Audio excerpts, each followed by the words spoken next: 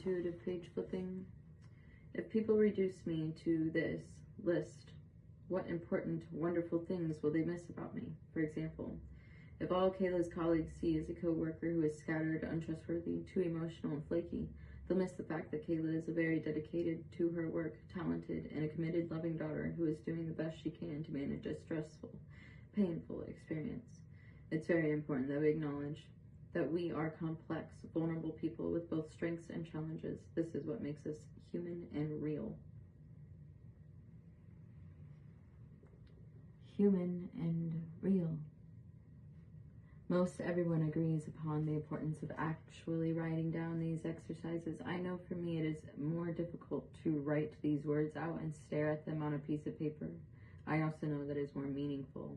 I can get my head around them. I can reflect. Sometimes we believe that acknowledging our triggers. Our triggers. What is a trigger for you? As you can see in the illustration of the previous page, when we don't recognize shame and understand the messages and expectations that trigger our shame, we often rely on our shame screens to protect us. As you'll learn, not only is relying on shame screens ineffective, it can often be shame-inducing in itself. Shame screaming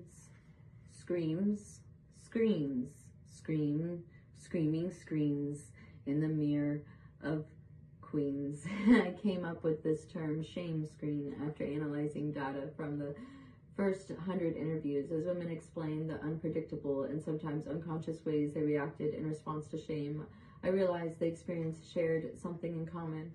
When we are in shame, we are often overcome with the need to hide or protect ourselves by any means possible. As I thought about our protective reactions to shame, I kept envisioning smokescreen, the canisters of dense smoke used by the military to hide their activities from the enemy. Reminds me of that doctor's appointment. Unfortunately, the shame screens don't work. We're not dealing with tanks and infantry behind enemy lines. We're dealing with people and relationships.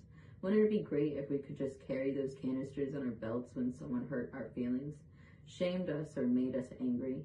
We could just whip out our canister of thick smoke and launch it and run. Or we could even just stand there behind the wall of smoke and make rude gestures. Please. I'd order them by the case if I thought that they'd work. Unfortunately, we can't do that. The reality is that when we throw up the shame screen, we're usually the ones who end up choking on the smoke.